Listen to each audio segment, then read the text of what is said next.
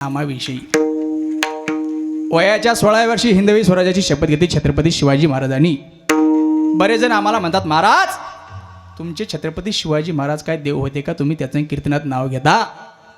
तर आमचे शिवाजी महाराज देव नव्हते, परंतु आज देवळातला देव ज्याच्यामुळे सुरक्षित आहे ते उपकार माझ्या राजाचे आहेत, छत्रपती शिवाजी महाराज. बरोबर आहे? या माता माऊलीच्या कंपाळावरती कुंकू, मंदिरावरती कळस, अंगणातली तुळस, माणिक महाराज कोणामुळे सुरक्षित असेल तर ते उपकार म्हणजे राजाचे आहेत.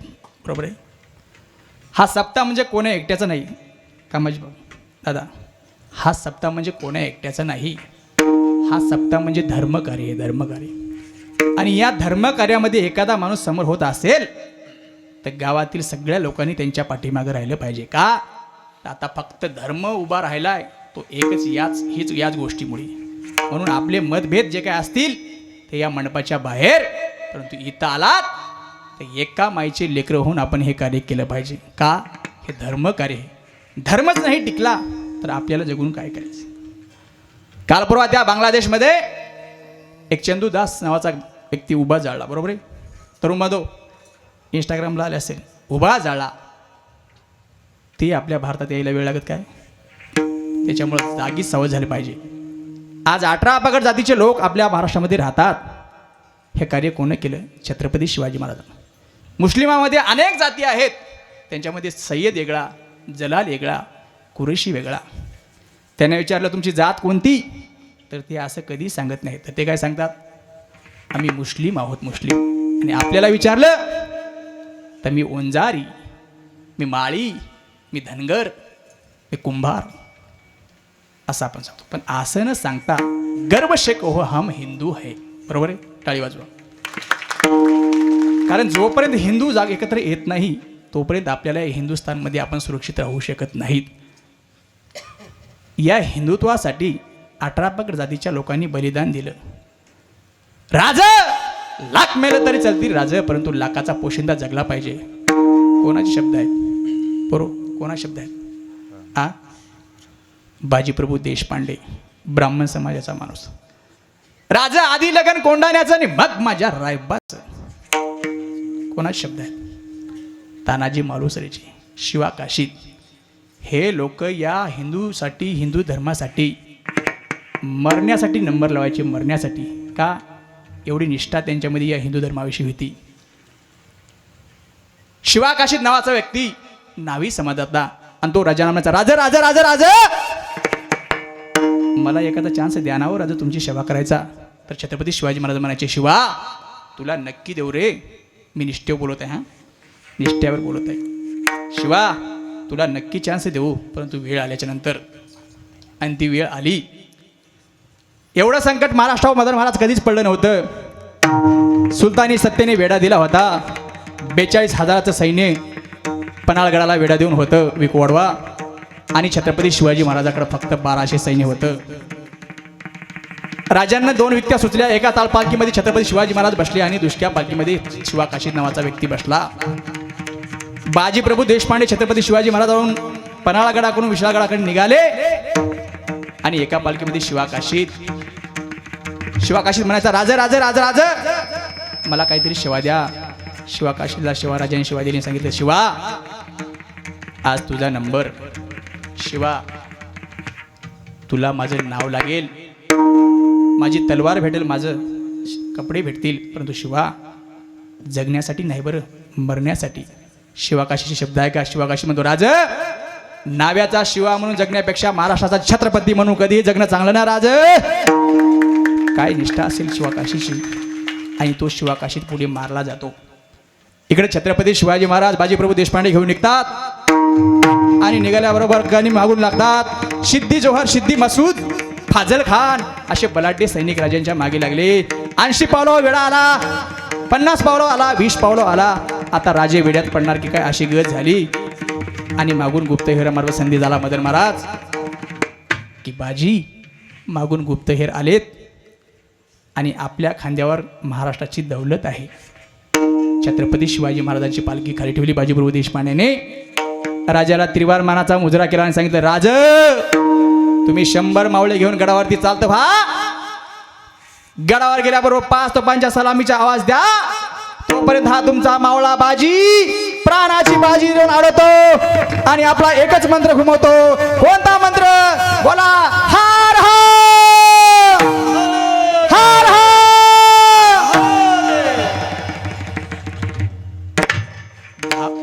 10-5 जण म्हणतात, बाकीचे काय पाकिस्तानमधून आले का?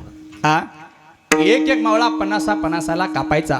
ही ताकद त्या मावळ्यामध्ये नव्हती, तर आपल्या औंड्याच्या नागनाथाच्या हार हार गर्जनेमध्ये होती. म्हणून हात वर करा. मी हार हार म्हणतो, तुम्ही महादेव म्हणा. मी जय भवानी म्हणतो, तुम्ही जय शिवाजी म्हणा. कळू द्या कळू द्या कळू द्या पंचक्रोशीला की आपल्या चिखली नगरीमध्ये काय जल्लोष चालत आहे. करा करा करा, हात वर बोला, हार हार हार हार. जय भवानी जय भवानी. असा हार हार महादेवचा गजर झाला. बाजी प्रभू द्वेषाने लढायचा. कुणीकडून तरी बाण यायचा, पोटात जायचा. कुणीकडून तर तलवार यायची, सपकून एखादं आवई घेऊन जायची. पोटातले आतडे बाहेर पडायचे.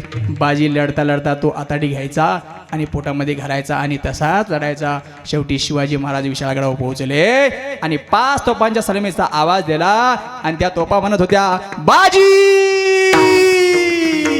यावं बाजी यावं. राजे तुमची आरती करण्यासाठी वाट पाहत आहेत बाजी.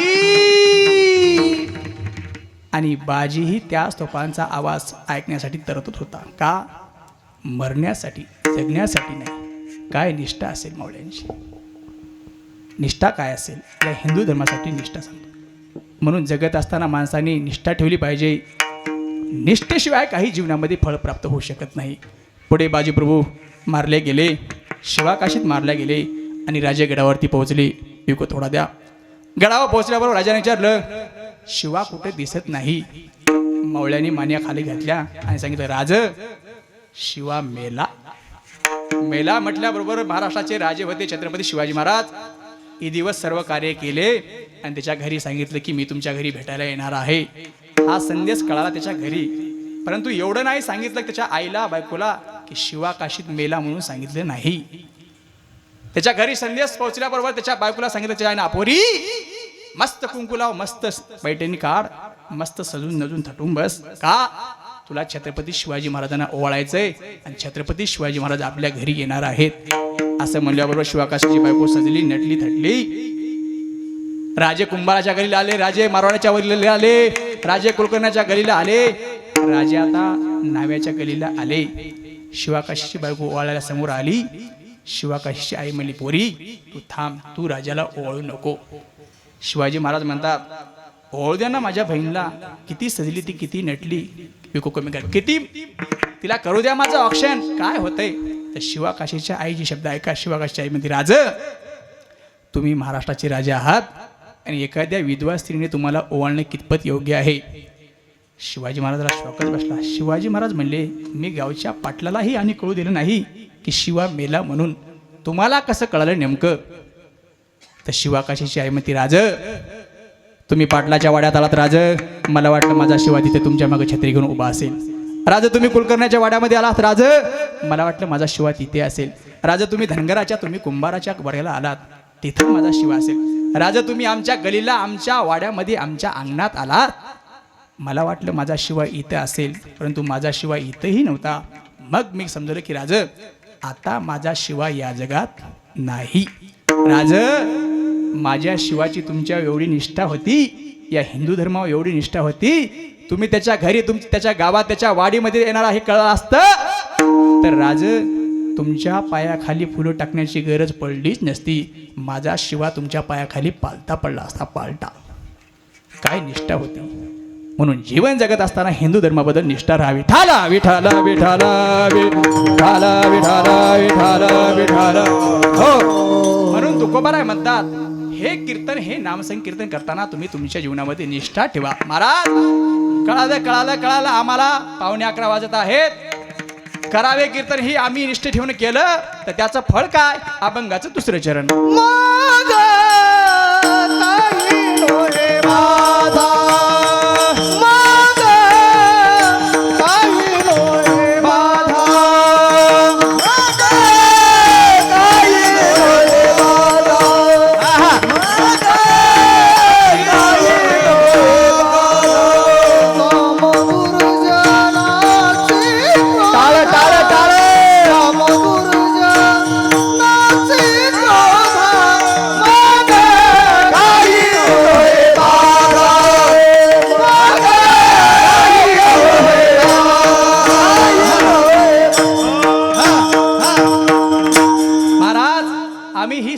निष्ठेने घेतली तर याचं फळ काय, तर तुम्हाला काम आणि क्रोध काहीच करणार नाहीत. वारकरी संप्रदायामध्ये सगळ्यात जास्त आडव कोण येत असेल माणिक महाराज, तर ते आहेत काम आणि क्रोध. या काम आणि क्रोधानं भल्या भल्याची दुकानदारी मोडीत काढलेली आहे. इंद्रा पडले भग, चंद्र झाला काळा, नारद चुकला चाळा भजनाचा. ही एवढी पॉवरफुल सत्ता आहे विको कमी करा की या सत्तेपुढे कोणाचंच काही चलत नाही. इतकी पॉवरफुल सत्ता आहे काम आणि क्रोध.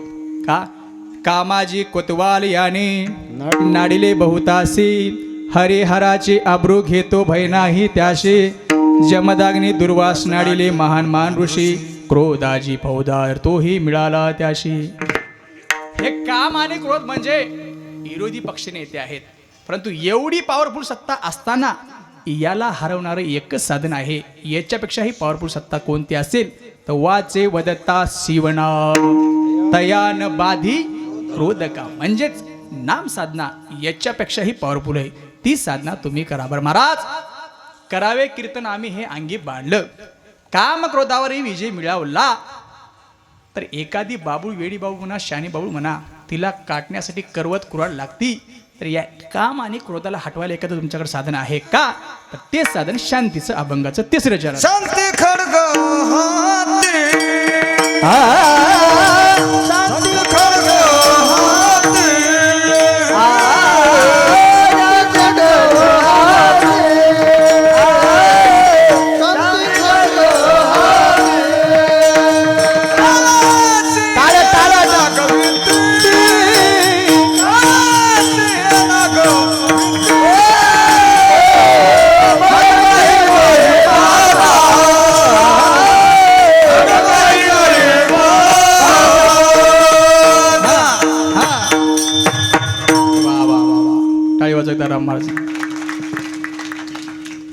महाराज, जीवनामध्ये सक्सेस व्हायचं असेल तर शांतीचं तत्व आपल्याला अवलंबावं लागेल. का शांती परते नाही सुख, एरवाउगेची दुःख. जीवन जगत असताना एखाद्या माणसाला मोठं व्हायचं असेल तर डोक्यावरती बर्फाचा खडा आणि तोंडामध्ये गुळाचा खडा झाला पांचाळ महाराज की तुमचं कामच होऊन गेलं. माणसाच्या तोंडामध्ये गुळवा झाला की गावच काय जग जिंकाय ते. भाईवर भाईनो, कशाचा परिणाम आहे, फक्त आणि फक्त शांततेचा. आणि थंड डोक्यानं काम केलं की जग जिंकायला वेळ लागत नाही. म्हणून जीवन जगत असताना शांतीला फार महत्त्व असतं. बरं, नुसतं सुखच भेटत नाही तर काळावर देखील या शांतीमुळे विजय मिळवता येत असतो. काळा सीते नागविती. काल ज्यांची नाथषष्ठी झाली ते नाथराय. नाथराय म्हणजे आपल्या वारकरी संप्रदायातील संत, श्रीमंत आणि संत तिन्ही उपाध्या लागणारे संत म्हणजे नाथराय आहेत. नाथरायाने काळावर विजय मिळवला. काळावर नाथरायचं प्रेत निघालं आणि निघाल्याबरोबर गावातल्या एका लेकीचं तिच्या सासरीला तिला जायचं होतं. आणि तिची माय म्हटली, मागे या नाताला आज दिवस निघाला का, म्हटली माझ्या लेकीला जायचं माहेरला. आणि नाताला आज दिवस उजळला का. नाथरायाने तिरडीवरती जाग्यावर उभं टाकले आणि म्हणले तुझ्या लेकीला जाऊ दे, मी पुढच्या षष्ठीला जातो. दुसऱ्या वेळेस ज्यावेळेस निघाले तर खांदेकरांनी शांत बसावं की मदन भाऊ. खांदेकरी म्हणले काय, म्हणले नाथरायाने एवढा परमत केला आणि शेवटी आपल्याच खांद्यावर जायची वेळ आली. नाथराय तिरडे उभे टाकले, म्हणले तुम्ही घराकडे जा, मी पुढच्या षष्ठीला जातो. आणि फाल्गुन वद्य षष्ठी या दिवशी नाथरायाने आपला देह पाण्यामध्ये विसर्जित केला. का काळा सीते नागविती. महाराज, करावे कीर्तन तुमचं खरं आहे, काम क्रोध आम्ही जीव मिळवला हेही खरं आहे, शांतीचं खडगा आम्ही अवलंबलं हेही खरं आहे, पण याचा फायदा काय, शेवटचं चरण. तुका म्हणे दातास का, तुका म्हणे दातास का, तुका म्हणे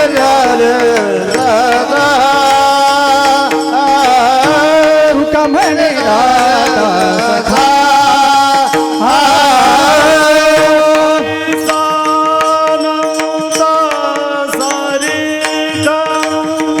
ऐसा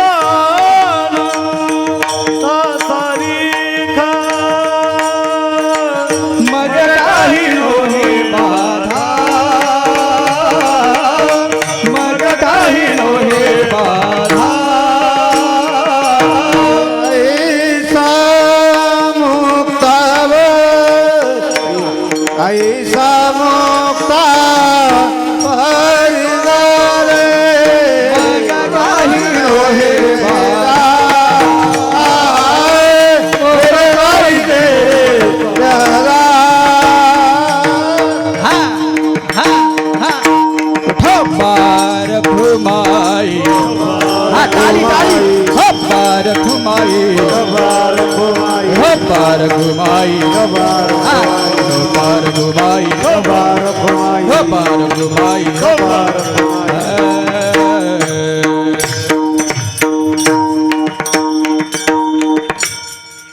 या जगामध्ये अनेक दानशूर दाते आहेत. बळीसारखा उदार दाता आहे, कर्णासारखा दानशूर दाता आहे. या अनेक जगामध्ये दाते आहेत. त्या दात्यांचा सखा तुमच्यावर कृपा केल्याशिवाय राहणार नाही. कधी करावे कीर्तन, मुखी गावे हरीचे गुण, मग काही नो हे बाधा, काम दुर्जनाची क्रोधा. येतामध्ये अवतावकाश चारही चरणाचा भाव आपल्यासमोर मी मांडण्याचा प्रयत्न केला. जे काही चांगलं असेल ते श्रीगुरूचा प्रसाद समजून ग्रहण करावं आणि जे काही चुकीचा शब्द असेल ते याच ठिकाणी सोडून द्यावा. बरोबर. छत्रपती शिवाजी महाराज जयंती आपल्या गावात होती का? झालं कीर्तन आपलं. जाता जाता 2 मिनिटं घेतो. जयंती साजरी केली, कशा प्रकारे केली? मिरवणूक काढली का? हां, वा, टाळी वाजवा एकदा गावकऱ्यासाठी. छत्रपती शिवाजी महाराजाच्या चरित्रातून मागच्या वर्षी जयंती किती होती? बोला बोला बोला. आपल्या राजाची जयंती किती एवढं तरी आपल्याला माहीत पाहिजे. हां, 396वी जयंती होती. बरोबर अनुभव. या 396व्या जयंतीच्या निमित्ताने माझं सगळं कीर्तन जरी विसरून गेलात तरी एवढं एक लक्षात ठेवा, छत्रपती शिवाजी महाराज म्हणजे शिवाजी या नावातच जगण्याची प्रेरणा आहे. शिवाजी, सी म्हणजे शिकण्यासाठी, वा म्हणजे वाचण्यासाठी आणि जी म्हणजे जीवन जगण्यासाठी. जीवन जगण्यासाठी वाचावं लागतं, वाचण्यासाठी शिकावं लागतं. न वाचता न शिकता जगण्याला प्रेरणा देणारं नाव कोणतं असेल तर ते म्हणजे शिवाजी महाराज. बरोबर. छत्रपती शिवाजी महाराजांच्या चरित्रातून जाता जाता एकच संदेश देतो तुम्हाला, हे तो हिंदवी स्वराज्य व्हावे ही इच्छा कोणाची होती? इकडे मातासाहेब, राष्ट्रमाता राजमाता जिजाऊ मासाहेबाची. छत्रपती शिवाजी महाराजांनी आईसाहेबांची इच्छा पूर्ण केली. मग तुम्ही सुद्धा छत्रपती शिवाजी महाराजांचे अनुयायी आहात. जाता जाता शिवचरित्रातून एवढा संदेश घेऊन जायचा की आपल्या आईवडिलाचं स्वप्न आपण पूर्ण केल्याशिवाय राहायचं नाही, तेही त्यांच्या हयातीमध्ये. का? छत्रपती शिवाजी महाराजांनी निर्माण केलं स्वराज्य, ही संकल्पना होती शहाजीराजे आणि जिजाऊ मासाहेबाची. असा एक बाप नाही, अशी एक आई नाही. फाटकं धोतर फाटकी बंडी क्षण काढणारा बाप राहू द्या. प्रत्येक आई वडिलाला वाटतं की आपला मुलगा कलेक्टर IPS अधिकारी होऊनच गावात आला पाहिजे. आई जेव्हा आपल्या लेकराला कडेवर घेते ना, तिला वाटतं जे मी पाहिलं नाही ते माझ्या लेकरानं पाहावं. परंतु बाप ज्यावेळेस खांद्यावर घेतो, बापाला वाटतं जे मी पाहिलं त्याच्या पुढचं माझ्या लेकरानं पाहावं. कुठलाही बाप असू द्या. कालपर्वाचं उदाहरण आहे, त्या सातारा जिल्ह्यामध्ये एक मुलगी कलेक्टर झाली, ऊसतोड कामगाराची मुलगी कलेक्टर झाली आणि ती लाल दिव्याच्या गाडीमध्ये बापाला भेटायला आली. बाप ऊस तोडत होता. तिनं बापाला पाहिलं. फाटकं धोतर फाटकी बंडी मळकटल्या कपड्यातला बाप. तिनं बापाला पाहिलं, डोळ्यातून आसू गळाले आणि घट्ट बापाला मिठी मारली. तिच्या डोळ्यातून आसू आले आणि तिने घट्ट मिठी मारून म्हटली, स्वर. त्याच्या फाटक्या सदऱ्याला किती ठिगळ जोडलेली, उभ्या आयुष्याला त्याने कशी कातर लावलेली. त्याच्या फाटक्या सदऱ्याला किती ठिगळ जोडलेली, उभ्या आयुष्याला त्याने कशी कातर लावलेली. मला कसस होते या कोणी बाबा म्हणताना, उरी हुंद कदडतो या गोष्ट बाबाची सांगताना. माझ्या डोळ्यातली आसव कुणी मायेन पुसताना, उरी हुंद कदडतो या गोष्ट बाबाची सांगताना. फक्त या शिवचरित्रामधून आपल्या आईवडिलाचं स्वप्न कसं पूर्ण होईल एवढाच एक संदेश घेऊन जा आणि स्त्रियांचा सन्मान हे दुसरं तत्व छत्रपती शिवाजी महाराजांच्या जीवनातून घेऊन जा. याच ठिकाणी शेवटीला पूर्णविराम. बोलिले लेकुरे वेडे वाकुडे उत्तरे करा क्षमा पराज महाराज तुम्ही सिद्ध नोहे हा उपदेश तुमचे बडबडिलो शेष तुमच्या कृपेचे हे देणे जन्मोजन्मी तुका म्हणे ज्ञानेश्वर माऊली ज्ञानराज माऊली तुकाराम ज्ञानेश्वर माऊली माऊली ज्ञानेश्वर